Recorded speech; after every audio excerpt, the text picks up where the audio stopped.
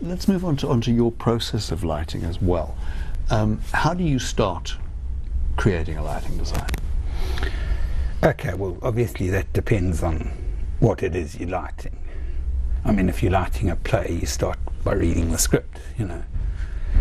If it's something like dance or, well, opera, say, well, I can't read the score anyway because I don't read music, so that doesn't help much. But I suppose if one could, that would be a good way to start.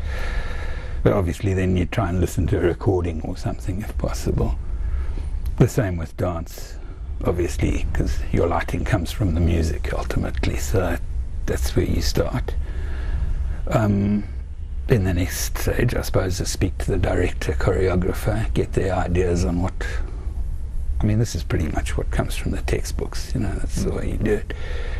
And then, as I say, next stage, if possible, again, watch rehearsals, get some sort of idea, start sketching things. Normally when I do dance, I sit with a pad in front of me and sort of sketch moves and things like that. To some extent, I suppose one does that with drama, although I don't normally bother with a sketch pad, as the way I do with dance. And yeah, then you sort of start deciding on colours and things like that. Obviously you're going to be influenced by the costumes, by what the director says, and then to some extent just by what the sort of dancers or actors are actually doing, you know, sort of how do you appropriately, or in the case of a drama, what time of day is it, are we inside, outside, and that sort of thing. When you start planning your layout, I know that the venue here has fairly large permanent rigs as well. Yeah, it does, yes. Does that ever become a problem for you in terms of, I really want this kind of light at this angle? Not to any great degree, in that the playhouse is, well, especially the opera stage, has got so many lights that you can basically get anything from any angle most of the time using the standard rig. There do come times when you have to rig something specially, but on the whole the standard rig does it. I mean, it's just how much of it you're going to use. Obviously colour is quite important to you, yeah, sure. Even if it's not green. No. How do you approach colour in terms of design? Do you like to tell stories with colour? Do you? I suppose so, yeah. I don't know how much that works at a conscious level and how much it's just sort of... What I have found is changed colours quite a bit, is having to have different... having casts with pale skin, dark skin all together. And so I've generally found, sort of looked for colours that tend to neutralise that to some extent.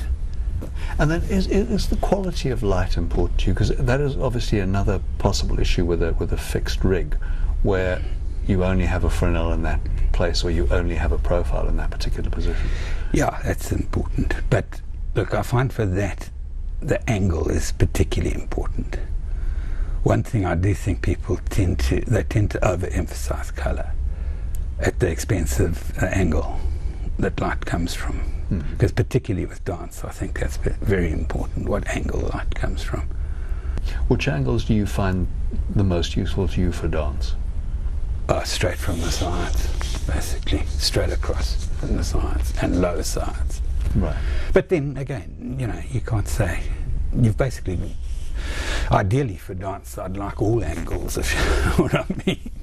But then some pieces not. I mean, some of the dance lighting I've thought has been the greatest is just a low side light, depending obviously very much on what's happening in the piece.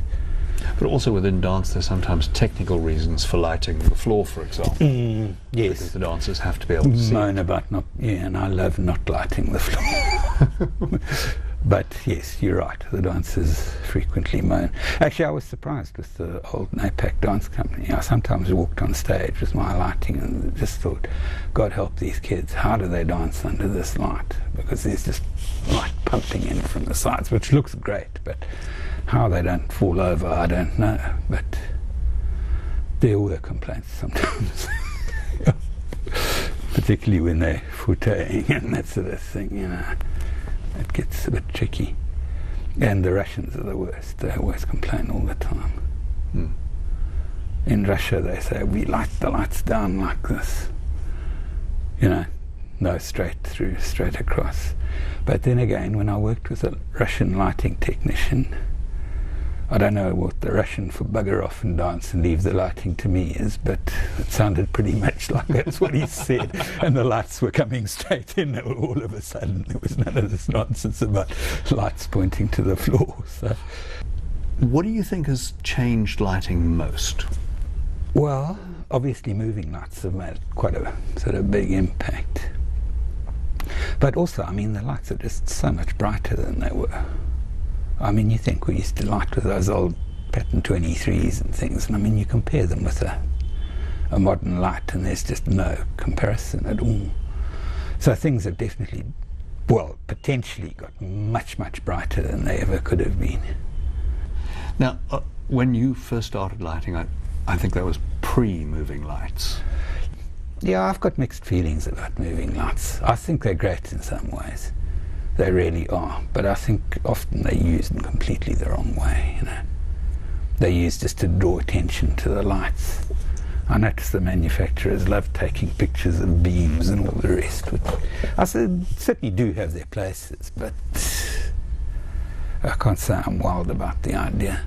But hell, let's face it, I mean, they're not going to go away, and they certainly are very useful at times. And you really can do some nice things with them. But yeah, as I say, I've always had rather mixed feelings about moving lights. I've seen them used absolutely horribly. But then again, you can do pretty dreadful things with old fixed beam lights as well, I suppose. So yeah. But look, I mean, I have seen them used very well in theatre, and it's certainly not impossible at all. And it certainly does give you a lot more scope than you'd have. That's interesting, because you've carried on a tradition that Joe in many ways set here of designers also doing their own operation, which is fairly unusual in other parts of the world. I suppose it is, eh? Yeah. As is climbing the ladder yourself. I enjoy climbing a ladder, even now. Is there a design you're particularly proud of, though?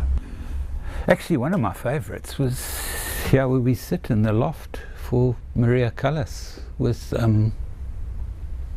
Claire Mortimer playing the lead, Ralph Lawson directing. It was incredibly simple, you know, it had very little to it.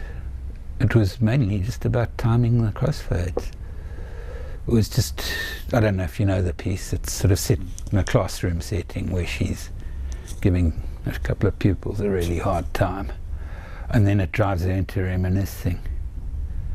And all it was the classroom was just bright, sort of happy state, as we say, classroom. And then as she started reminiscing, it just went down into her face in a special. Oh yes, and then after all, looking at it, I added a bit of a backlight to it as well. And it was as simple as that, but the tricky part was to get the timing, so that the audience was almost unaware that, and suddenly they wake up, hey, she's not in the classroom anymore, she's now back in her past reminiscing. And they were ridiculous timings. They were sort of something like sort of 15, 1 minute 12, something like that. But it really did work, and you could feel the audience completely. But I suppose her acting had something to do with that as well. And it's quite a gripping story as well. So, but it really did work very nicely. It's interesting that it was very simple. Mentioned timing as being critical, because absolutely in much the same way that you mentioned angles being sometimes ignored. Timing very often is not. You're right. Yeah, I remember when we got the new Max's desk, they said, why do you want to split the crossfades? Well, you know, because we want to. We really should be able to. To be fair to the manufacturers, within weeks actually we could.